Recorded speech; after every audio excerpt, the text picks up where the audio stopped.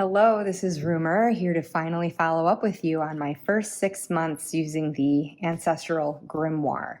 It is now August, yes, but I am just going to be sharing some of my findings from January to June of this year, some of the more impactful things that I've discovered through the process, really interesting ancestors that have shown up and things that I've learned about them and about myself and so forth. I'd like to share some things that I did actually journal about. I will share with you the tools that I've been using for this so far, and hopefully there's some sort of takeaway for you if you are currently engaged in this, looking to be engaged in this. Maybe you never even thought of it, and this could inspire you to start an ancestral practice of your own. So without further ado, actually, I would like to start with my ancestral practice, which really wasn't anything fully fleshed out until starting to work with this.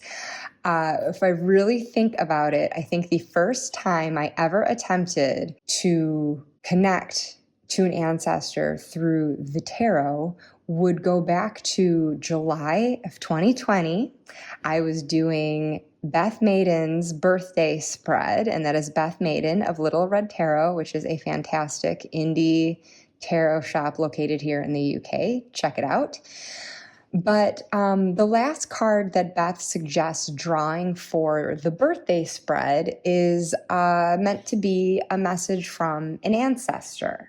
And so I can remember using my Way of the Panda Tarot and doing this whole other spread for myself to give myself a birthday message. And then the message from the ancestor that I drew was the King of Swords. And that was rather cool because I'm thinking, well, you're reaching out to an ancestor and then a court card shows up. It almost feels like a person's actually showing up for you.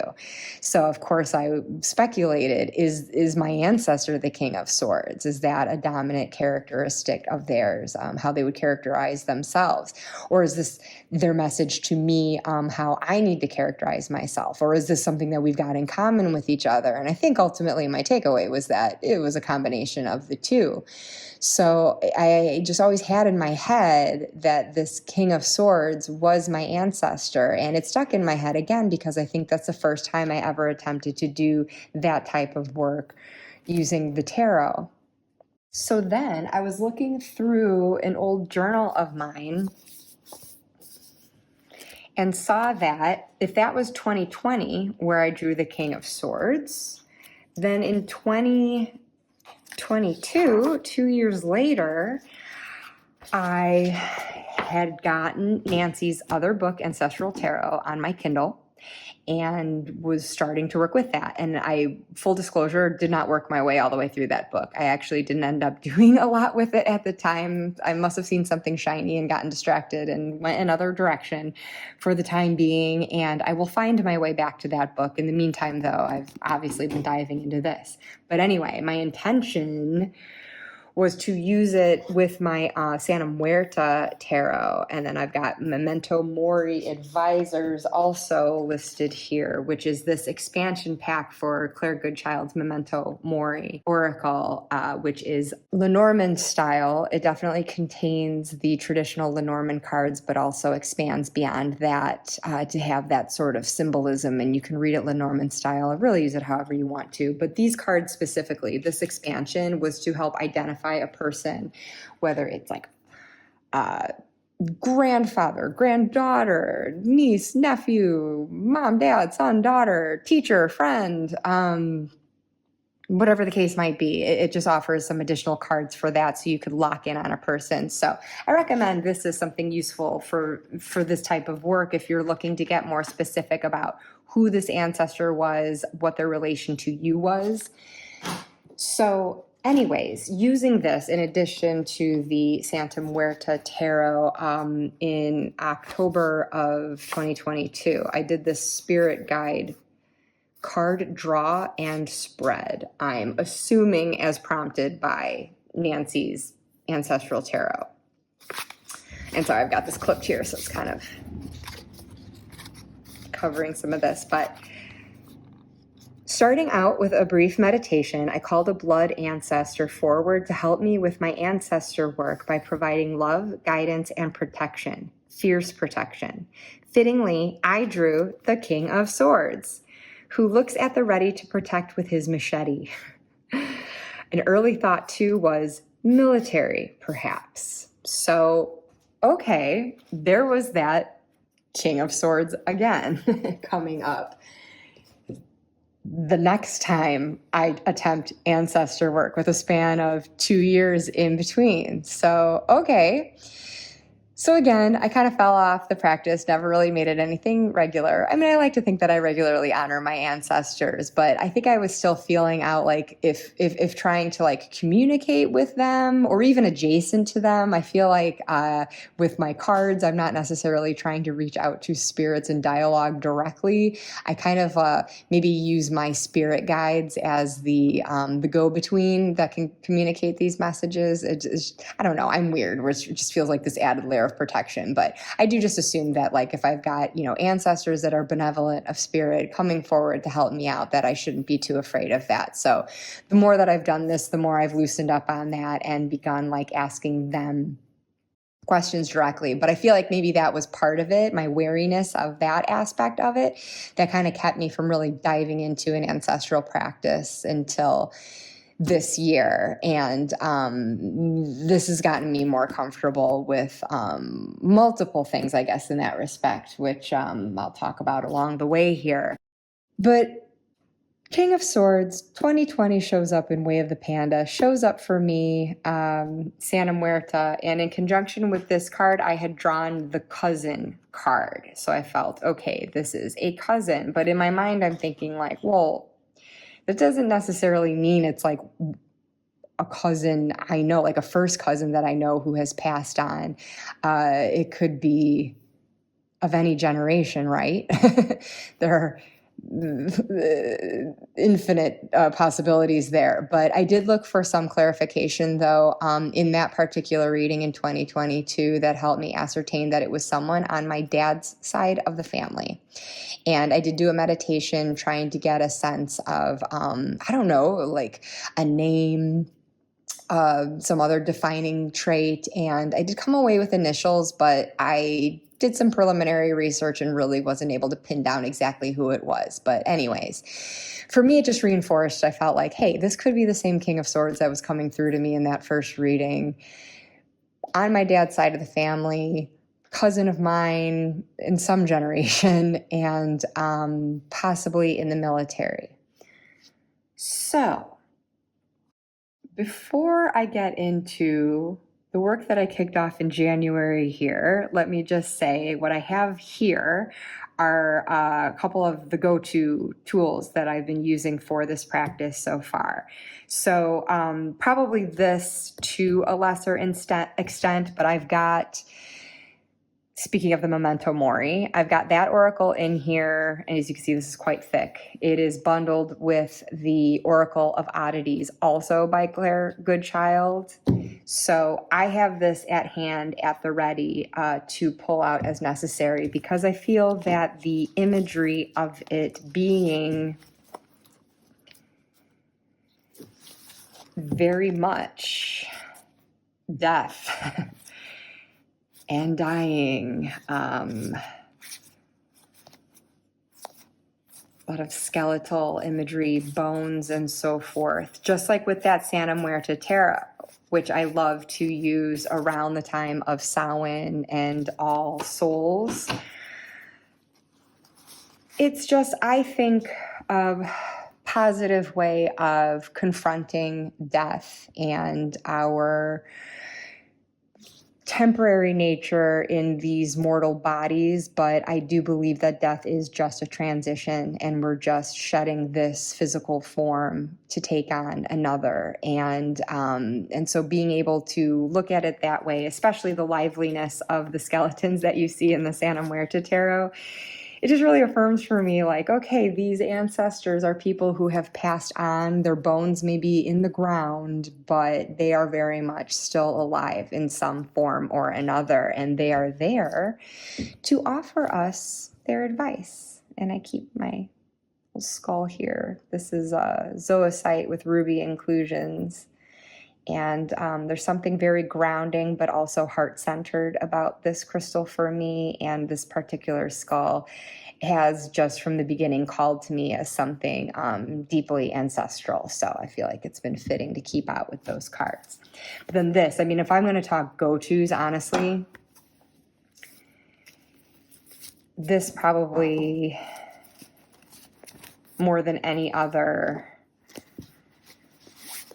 is a bundle of the Relative Tarot by Carrie Paris, along with her Beloved Dead Oracle. And I've talked about these a lot individually, but when I get started with any month, this is the deck that I roll with straight away. And then the Beloved Dead to also add on as I start dialoguing a bit more and unpacking a bit more to learn more about each ancestor, as well as the type of magic, the nature of it involved, and how it may have been practiced. I guess as long as I'm talking tools, I will also just share at the outset, one fundamental one has also been a pendulum. This is my lapis lazuli pendulum that I use specifically for this. I have another one that I use for myself personally, but this one I keep aside just for this work, and great for yes or no questions. But this is another way in which this practice has encouraged me to branch out. I have been using the pendulum for more with like a pendulum board where it can actually point in different directions towards a certain answer. And that's been really cool to learn how to do that, because I honestly had kept this at yes or no. And so yes, this has been a real workhorse for this practice. And it does become kind of conversational after a while. Once I'm using the cards, it provokes so many questions that it really, this is helpful for just kind of sitting in conversation with that. I also found myself grabbing a D20, which Nancy doesn't suggest specifically, but I've used this in place of something that she does suggest. She suggests like having index cards or maybe even like blank tarot cards where you can create a deck of just listing things like the continents, the century numbers, things like that, when you're trying to narrow down when your ancestor lived and where they lived, and what gender they are, if you're interested in that. So I just decided to use the die because it goes up to 20, so I can at least get 20 centuries reflected here. If I need any clarification, like if it lands on 20, I would look at that as the 20th century, so actually the 1900s. But if I got 20, I would do some sort of clarification to determine whether it is actually 20 or 21, to just account for, to account for this current century in progress. But I guess I kind of figure because we're not that far into this one, it's more likely someone from an earlier century. So this has worked so far to pin that down. And I had a coin at one point for heads or tails, but I will also just use this die, even an odd number, if I'm looking to answer something in that respect. So, say I am asking in binary fashion, granted, is this ancestor male or female? Odd number for male, even number for female, and you can do clarification from there too. Actually, this deck has pronouns and also includes they, them, and so, I mean, there are ways of also like kind of digging into that. But anyways, those are key. And then I'm looking around for those types of questions too. This crystal ball pocket oracle I will sometimes grab as something super helpful for just quick to the point answers.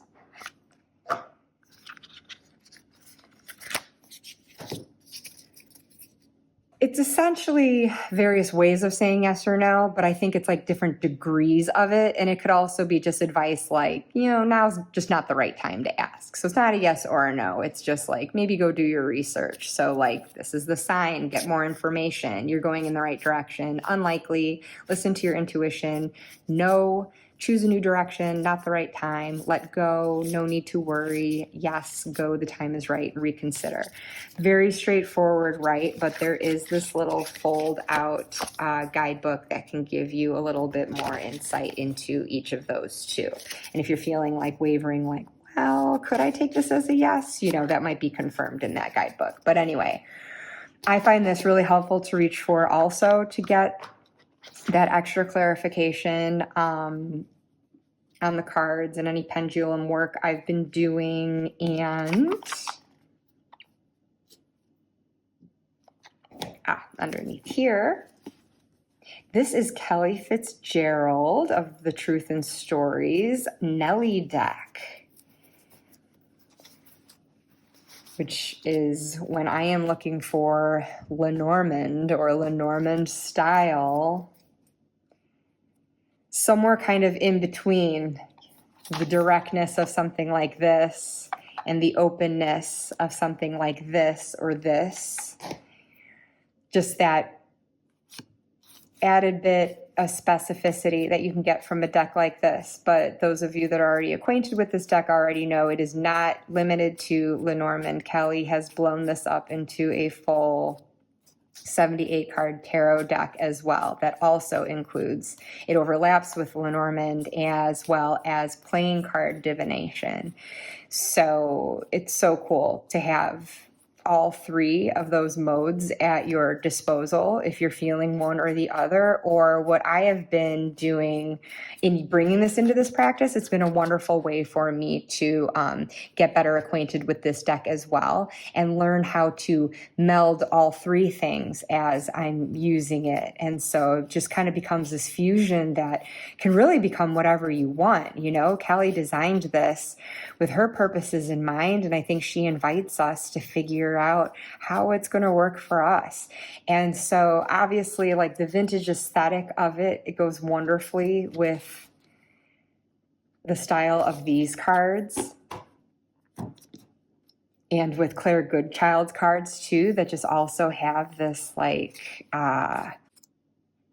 almost parchment style background, and just the nature of Nellie's deck. I mean, look, this is like a little grimoire in itself of Nellie's story and her notes on her cards as she's learned them and interprets them for herself. The ephemera that Kelly has tucked in here to make this like such a 3D experience. It really brings Nellie and her experiences to life. And just like she learned from those before her, it gives you this sense like this is something inherited from an ancestor, and a way of touching the past and communicating with it. And so I could not think of a more perfect deck than to use for an ancestral practice. So I have been really happy then with how all of this has come together to just give me the tools that I need. And of course, I have been using other decks as well,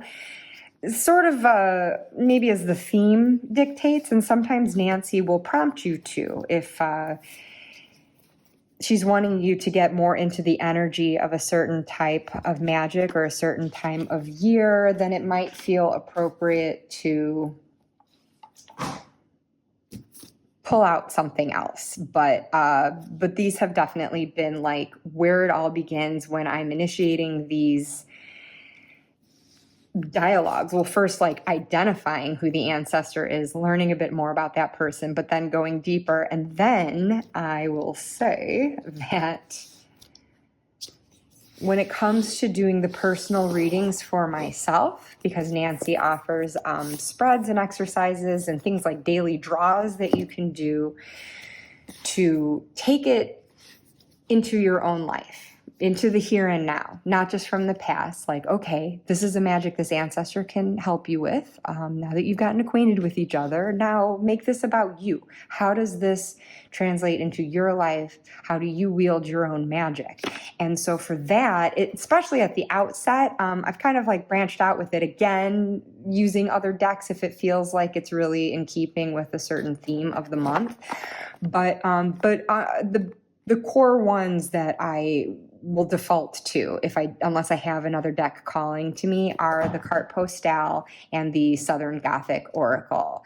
And again, as you can probably tell from the aesthetic, like all of these decks have a very like aged vintage quality to them. And so it just creates this whole cozy historical atmosphere for myself, and certainly of a certain time period. Everything kind of is Victorian leaning, I feel like, where this whole exploration is going to take you to all different times and places. And so it's not that this is the aesthetic match necessarily for every ancestor that you greet and learn about, but for starting out, and again, as just sort of like that foundational layer of tools, I've considered all of these to be my go-tos. And so I will demonstrate for you how they've all come together with my first ancestor.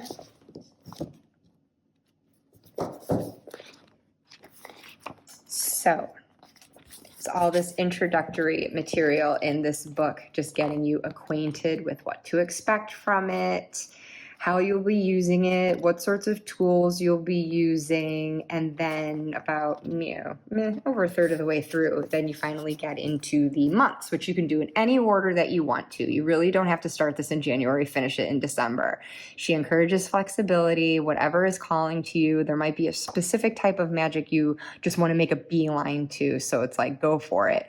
So I think you could probably do it early any month of the year that you wanted to. Like if you wanted to do a magic that's like, say you wanted to work with family magic now in August. I'm presuming there's nothing stopping you from doing that. There definitely is a sense though, like there is sort of a method underlying, I think, why Nancy chose the types of magic she did though for each month. I think it's just I think it absolutely relates to just the energy of that time of year, sort of where things are at seasonally and how it aligns with certain Sabbats and so forth. And so that would only be something that could further enhance that type of magic for that month. But I mean, that being said, I think that that's still certainly something that you could probably do whenever you wanted to. I think it's just giving you the option to align your magic with the energies of the natural cycles that are occurring out there. So in any case, starting with January, which I did do, it's family magic, inherited magic. And you can see here, she'll start every month with a list of tools, and then she gets into some just discussion on it, and then the prompts that you can use, sample pendulum board here, and then spreads you can use, and it'll always end with like daily draws and ways that you could approach that to learn more about your magic day to day. It's really as much or as little as you want to do, and every month is different how she sets this up, which I do and don't like in a way. Like there is consistency with certain features with how every chapter begins and how it ends.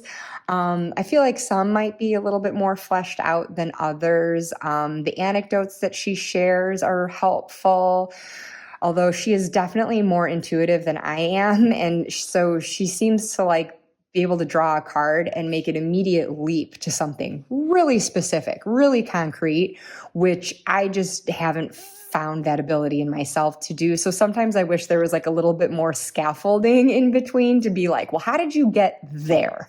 How did you get from this to that? And it's not like she doesn't explain it, but like, I don't know. Sometimes I would like a little bit more of like, what is the thought process though? Like, did you honestly just get that in your head, or is there like a free association of thought that got you there? So that's just me. Also, there are certain approaches you can take that kind of she'll present and then it'll kind of fall off after a while, because which again, I don't mean as a criticism. I think she's just trying to show us, and over the course of the year, this toolbox that we have at our disposal and all these different ways that we could approach something, but no one is better than another. You can approach it whatever is feeling right for you. If you come up with something else for yourself, it's just like an idea of what to do. There's no right or wrong way really to approach it.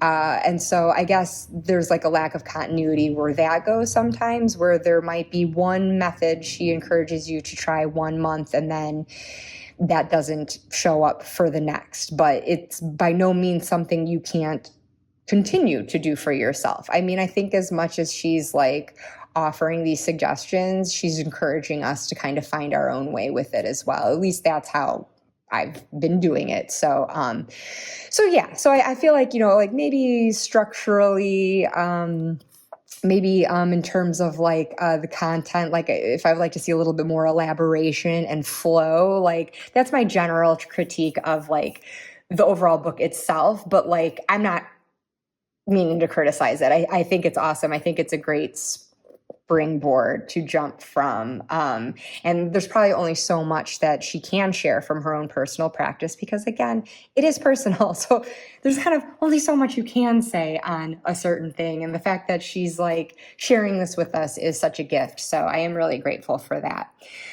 But to go to January then.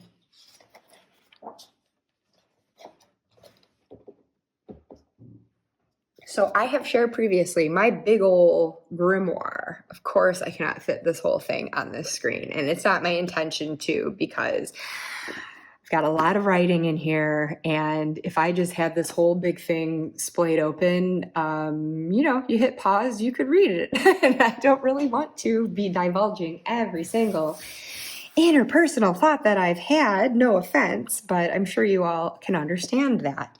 But one thing I am more than happy to share right from the outset is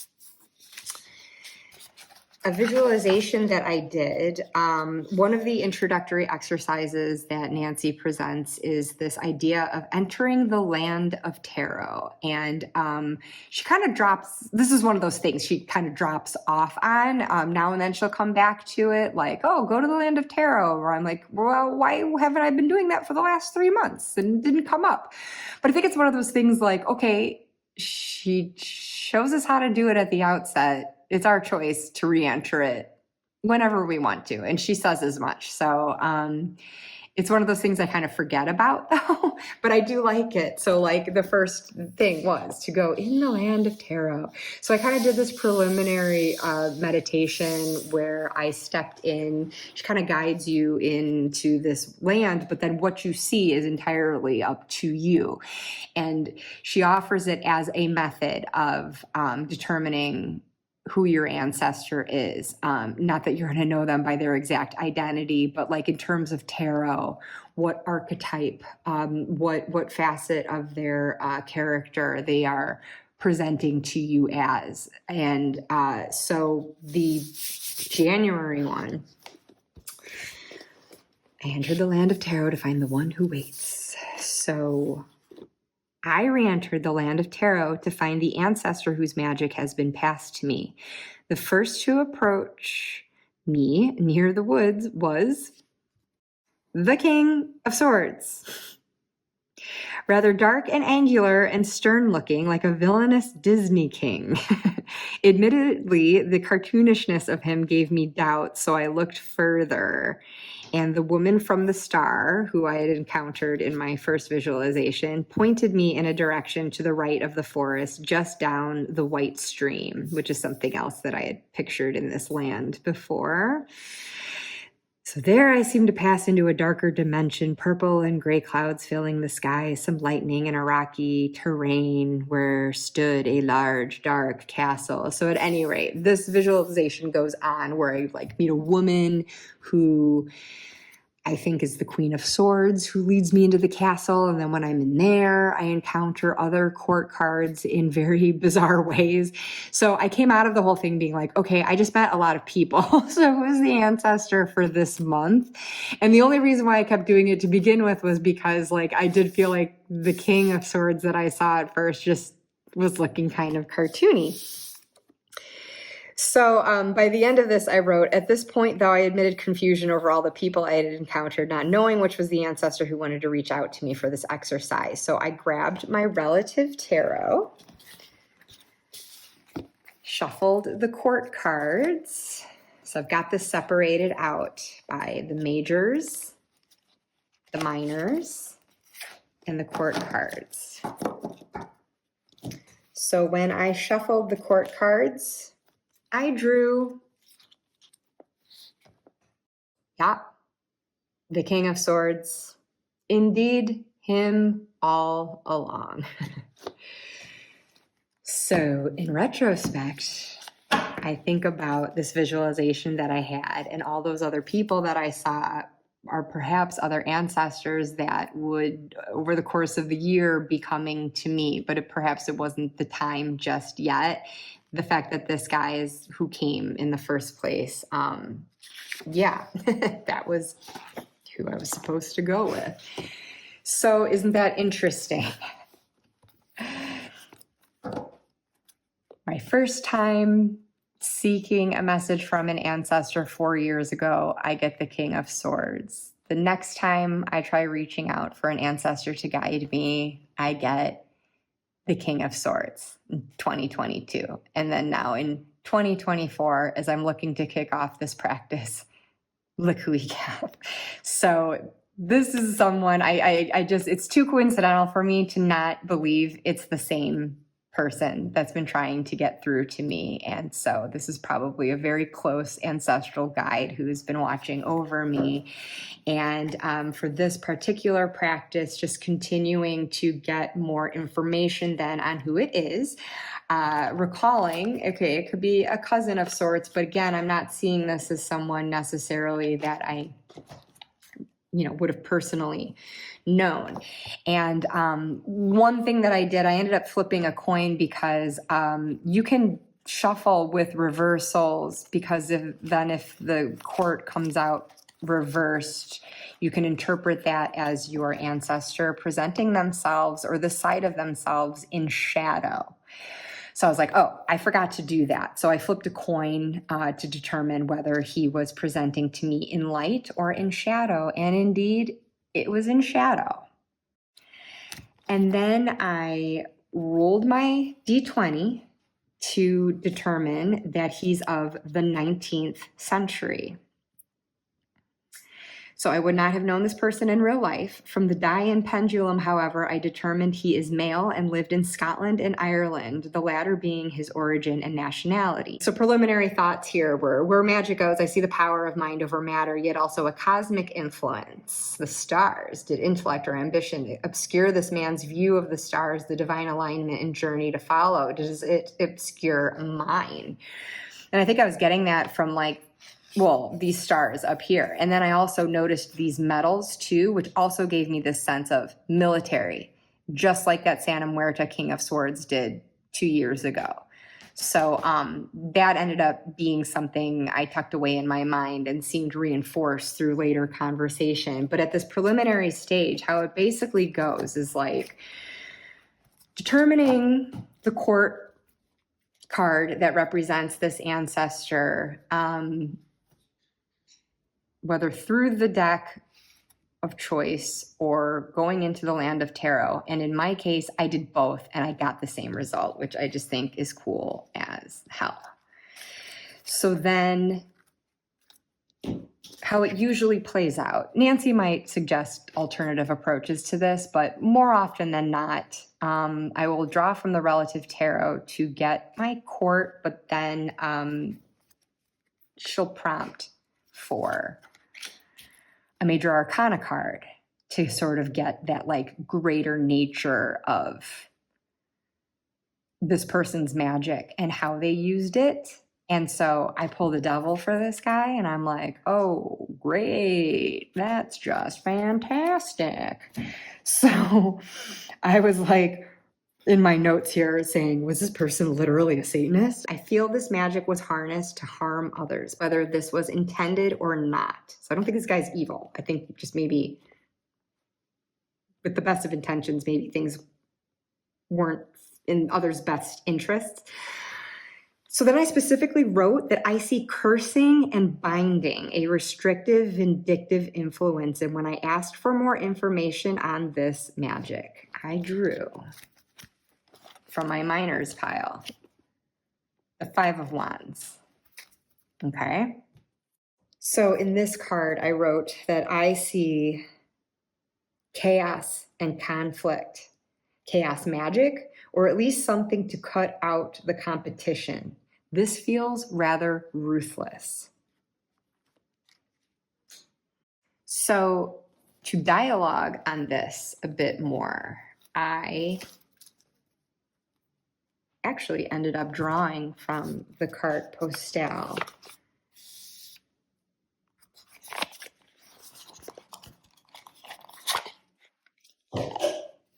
Because again, this is the deck, then this is when I'm like trying to, like, this is sort of like keeping it to the ancestor and their lived experience. And then when I'm kind of drawing this in and feathering myself into the mix here, I'll grab for the carte postale. So I had asked this ancestor why he's presenting me with this shadow side of himself and his magic. And I got Temperance, which... appropriate, right, with the devil?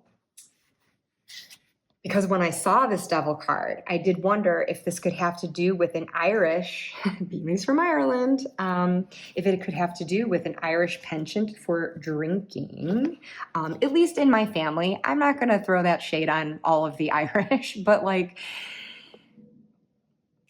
remember my reading 2 years ago where I drew the King of Swords and determined it was a cousin on my dad's side of the family? Well, this being from the 19th century, I do feel this is an actual blood ancestor from that side of the family, specifically my paternal grandfather's line that came over to the US from Ireland. And the drink was certainly a trait that carried through that family line. So it's fair enough for me to ask if that would have to do with his penchant for drinking, resulting in bad temper and lack of clarity. And so then I pair the carte postale deck with the Southern Gothic Oracle.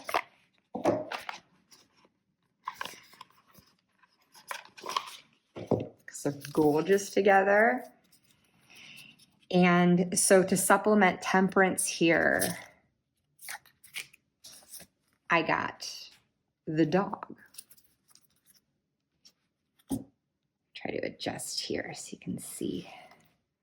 So I got the dog to supplement Temperance. And I wrote, this speaks to loyalty and belonging, interconnectedness and working as a team. Very not Five of Wands then. The pitting against each other caused by intemperance and perhaps lack of compassion. So the storyline that I was seeing here, looking at this King of Swords, seeing how this could relate to me, I did see relating to communication and being in shadow and everything. Here we see a guy singing that form of communication, which is not music to everyone's ears here. So I kind of got this picture then, especially with like Temperance coming into play. And maybe if we're looking at someone who wasn't a total team player, like, was there something about this guy's temper and how he expressed himself to others that caused that sort of discord? And him doing it being because this was just, if it did have anything to do like literally with like alcohol and something addictive like that, or just also just being like a bad pattern that keeps repeating and just something kind of bound to. And so I related to that because I can get feisty. I have a temper that I definitely inherited from my dad's side. I mean, my dad was a very mild man, but like he could be pushed to a point. And so it was very, very, very infrequent. But like when he did lose his temper, it was like, boom. And all of us kids are the same way, to be quite honest. My poor mother. But it's true. And again, we inherited from that line. And like, we're not, fortunately, none of us suffer from alcoholism, but we do enjoy drinking, beer and wine on occasion. And I know for me personally, like in spirited debates with my husband, that component never seems to help. If I've had a couple of glasses of wine, that's where my communication can break down, and I can just get a little bit too feisty and a little bit too cutting with my words, bit of a forked tongue, and I've done shadow work on that before, and I know this is something about myself. And it particularly will come out, it really only comes out against my husband and my mom, I must say, the people I know are so close to me and will love and forgive me after the fact. But it's usually in self-defense, which is something I've learned through shadow work. Like, I don't go on the offense with it. I do it in defense of myself if I feel like I have to protect myself. So it comes from a good place. And so that's where I wondered if that was kind of the thing here too. Like, this guy's like not a dick. It just maybe means well, but like just because of this lack of temperance, it just doesn't come across well, and it can be very,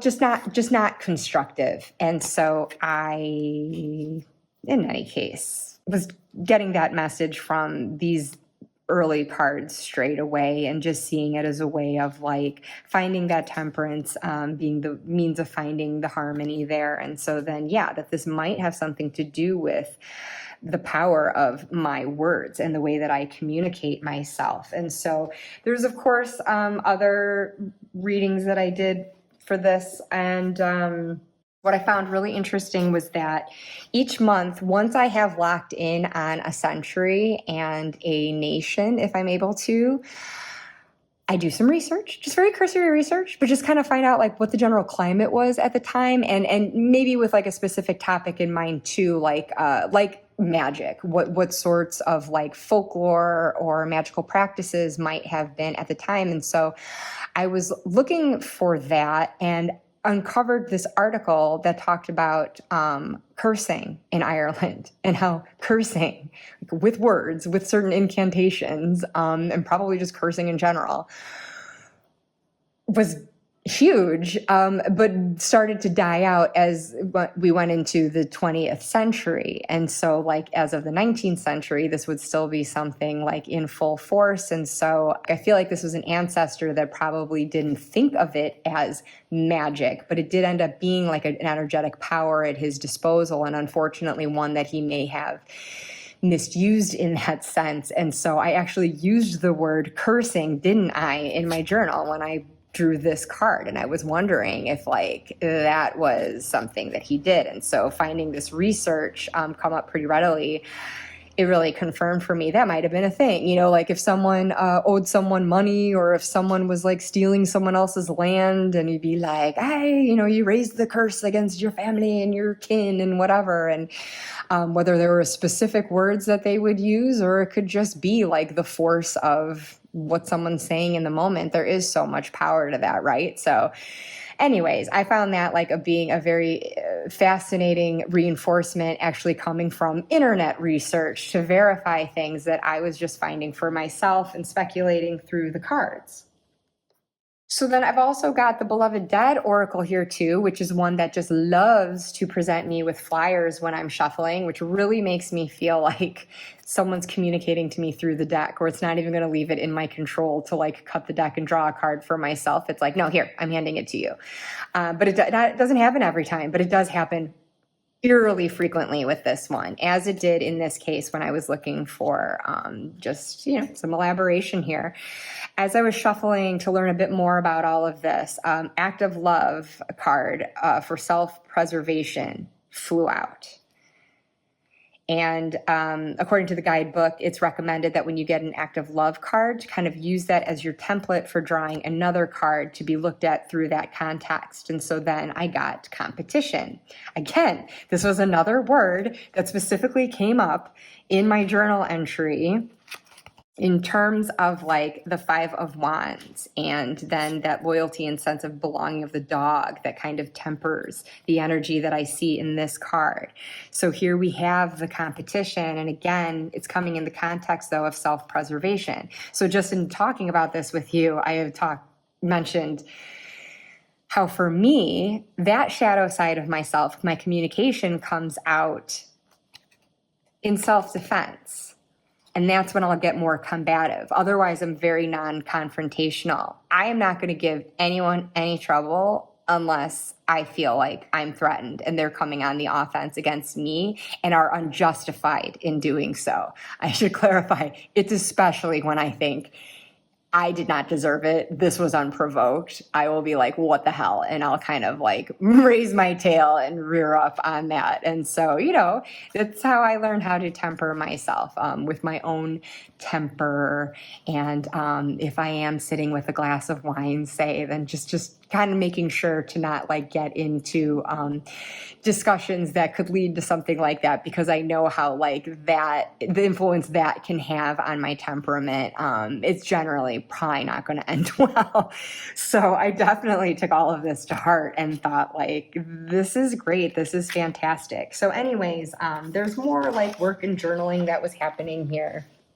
But I guess just another bit I wanted to share about it was like in using the pendulum. Nancy's very good at interpreting cards in a very literal, concrete way, and like encouraging us to use like the symbols and images that we're seeing in cards in a really literal way. So I think because I was seeing the wands and maybe thinking of, fire with respect to that. I don't know, something in cards, maybe it was other cards that I was drawing to.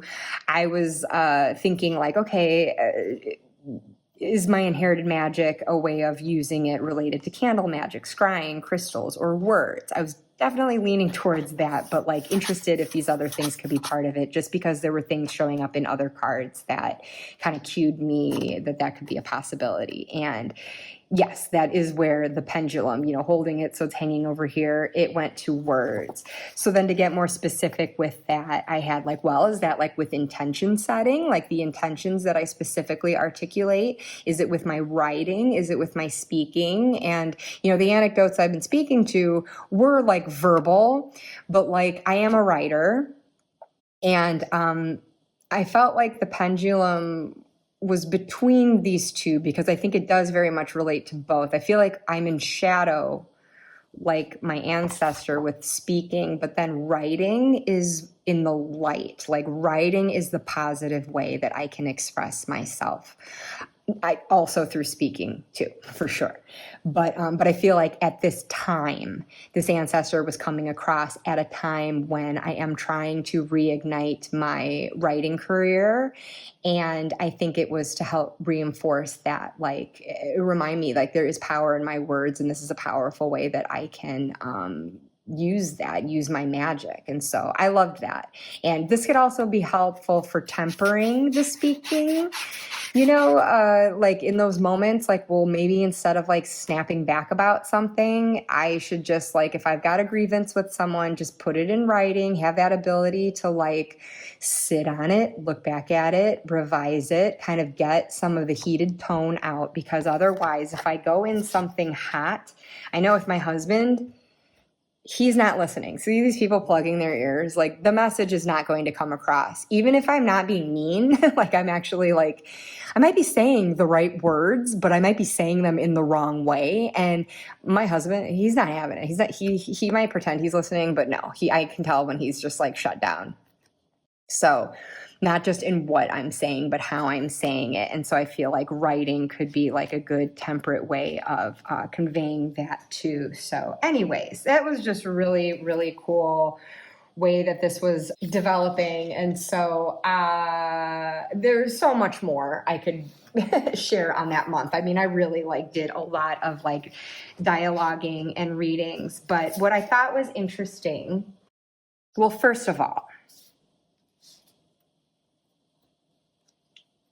I unpacked a lot more through all the additional work that I did with this, but then I also felt like, see if we can get a little more of this on here.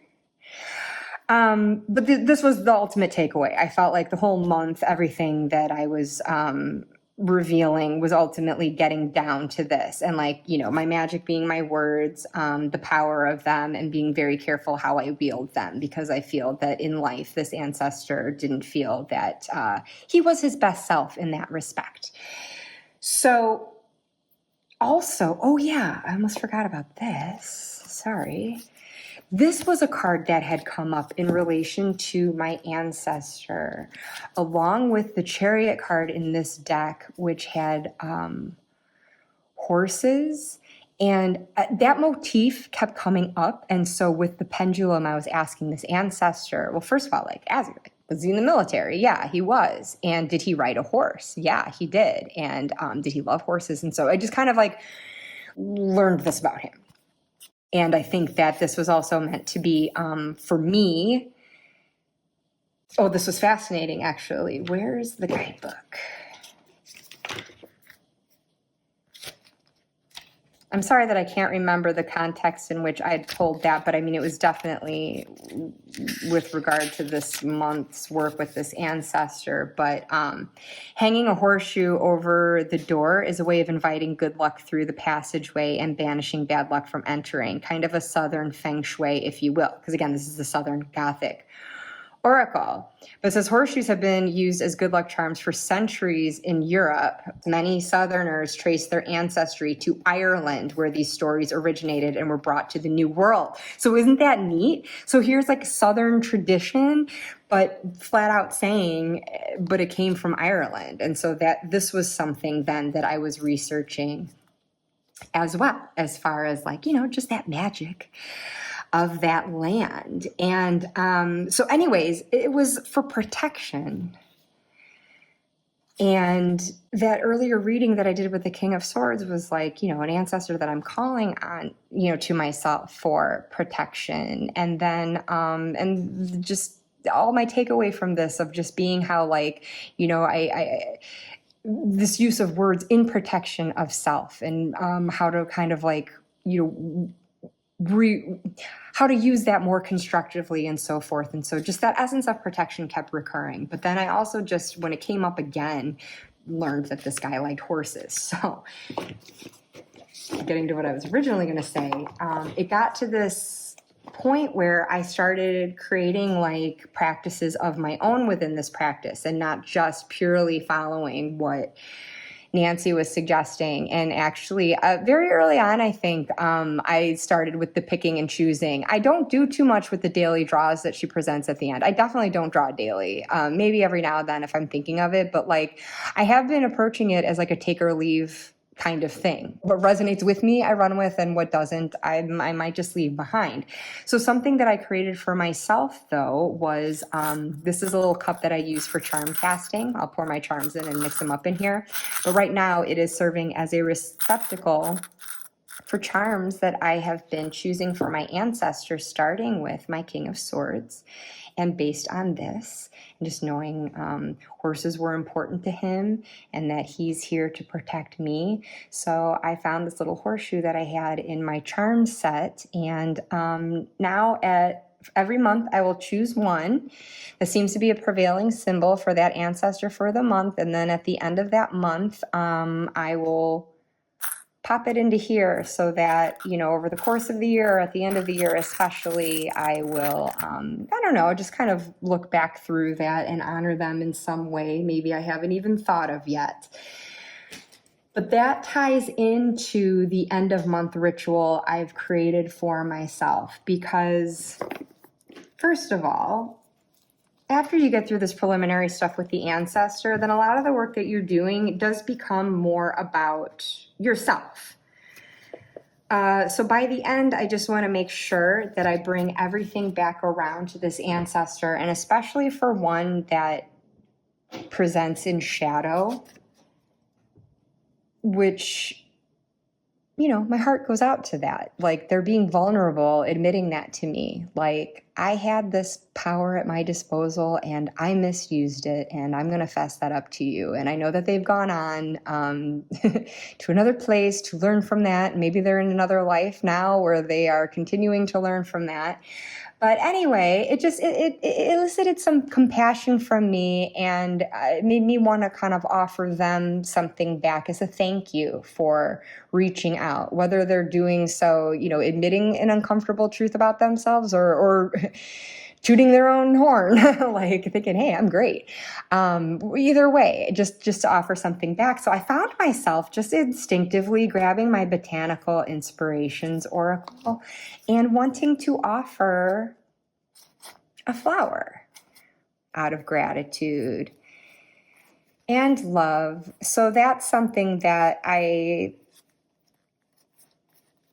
continued to do.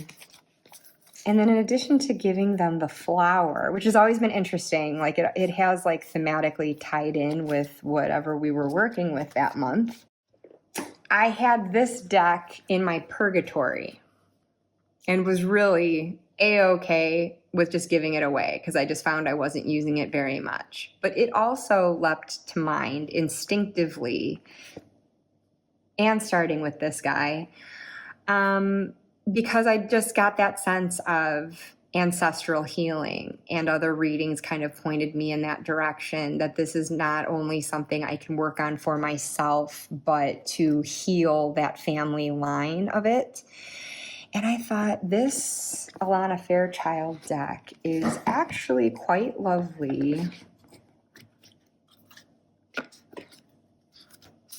Very ethereal artwork, very well suited to getting, intuitive hits. You can almost feel the vibration coming off these cards to tune into its frequency. And you can see keywords here like emotional comfort, into freedom, peaceful prosperity, space clearing, soothing mind and spirit, fatherhood and the divine masculine, and so forth. So basically, each of these cards is kind of assigned to an archangel. So when you draw one, then you get into the guidebook here. So like recovery into grace. So you get an oracle message here. And then the rest of it is the healing. And this one's related to Archangel Raphael. So the guidebook walks you into some breathing and visualization, and gives you words you can use to connect with this archangel's energy. It offers a prayer that you can give for yourself or on someone else's behalf, and then also leads you through like grounding yourself at the end, and then releasing that energy and giving it back to the earth, and sending it out to whoever else might need it. So it's really beautiful in that way. And I found myself then reaching for it because, again, I just wanted to give something back. I felt really grateful for this help from my ancestor and all the ones to follow so far. And I felt like there was some healing that he needed, and it's probably work, already done in the afterlife and in other incarnations. I have no way of knowing really, but if it is something that he could use, and the others too, I always offer it up as optional. It is just something that I want to offer up to them. So this deck comes with this little card stand. So what I found myself doing, I won't do the specific card that I drew for him, but I shuffle, I pull the card, I offer up the healing if this ancestor so desires to accept it. If they don't, then I ask that it be sent out to whoever can, even if that includes myself. And more often than not, I do find that the healing messages are something that can very much benefit me in that moment in respect of what has been unpacked through the month as well. So it almost seems like this mutual healing that we have, which is just nice, but I don't, try to impose on any free will. My ancestors can take or leave it as they want. I just want them to know that, like, if they want it, it's there, and it's just my way of saying thank you.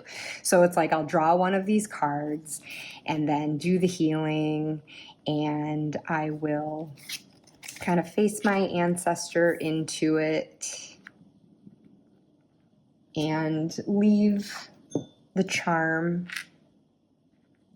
here at the center, and turn on my candle lights at my tarot table, set to a timer, and just kind of leave them overnight so this ancestor can sit with this healing if they accept that. Oh, and if I've given them a flower, then maybe I'll, tuck that in there too as the little gifty. So that just kind of became my little like cartomantic way of giving an offering. Of course, I know with ancestors, you can do actual food and beverage and other types of gifts, but I've been doing it symbolically and energetically this way. So yeah, I just found myself wanting to do that for this cousin of mine, this distant 19th century cousin.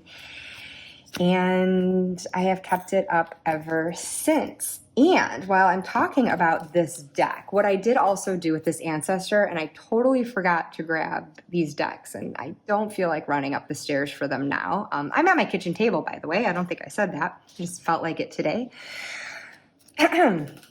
Visually, but just also just because they're the best cards I own for this practice. I was kind of worried about this guy and like hoping he was doing okay, like in his afterlife. And so I actually pulled out the Shimmering Veil Tarot and the Book of the Dead Oracle. And I had done a reading with that too, just to get a sense of where he was. And I did, it did look like he had some work to do after this life when he passed on, but now finds himself somewhere of great peace. And so that's kind of like an added thing I might feel compelled to do too. If I'm feeling a little nosy, I don't know if I've done it since him. If I did, maybe one time since. So I guess that's why I didn't think to grab those decks, because then I kind of felt like, oh, is that kind of intrusive? Like, none of my business what their afterlife has been like.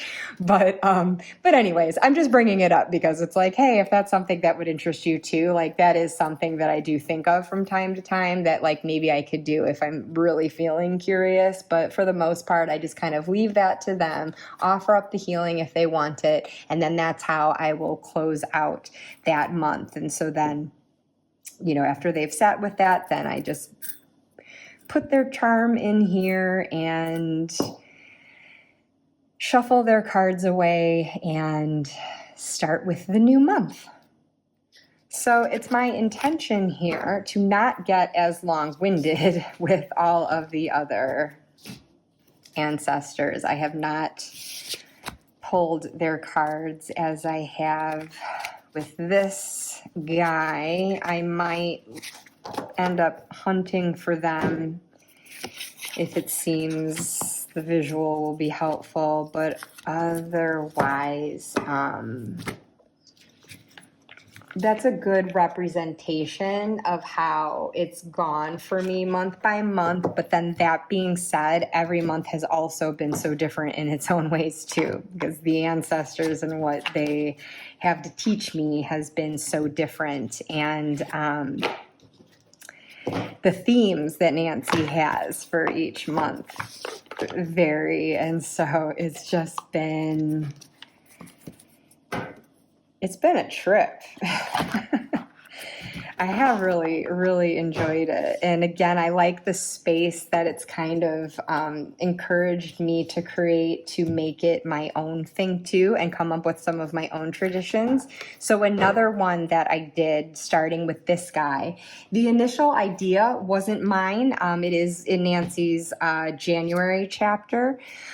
But she recommended like getting a plain tarot card, which I didn't have that on hand, but I had these like craft paper, kind of the size of a business card. I had that. So she encouraged doing sort of like a visual representation, like basically creating a tarot card reflecting this ancestor somehow, just like key symbols that seem to come across and your magic and so forth. And so I found myself just creating this initial card where I have the clover because he's Irish. I've got the proverbial pen and the sword, obviously the sword quite literal, but again, just that power of words and reminding myself that my power is in my words, both spoken, but also, in the written word is really how I'm going to be able to wield this power this year. And I've got his horseshoe. I also included, though, the cloven hoof print of the devil here, though. And I guess I put this in.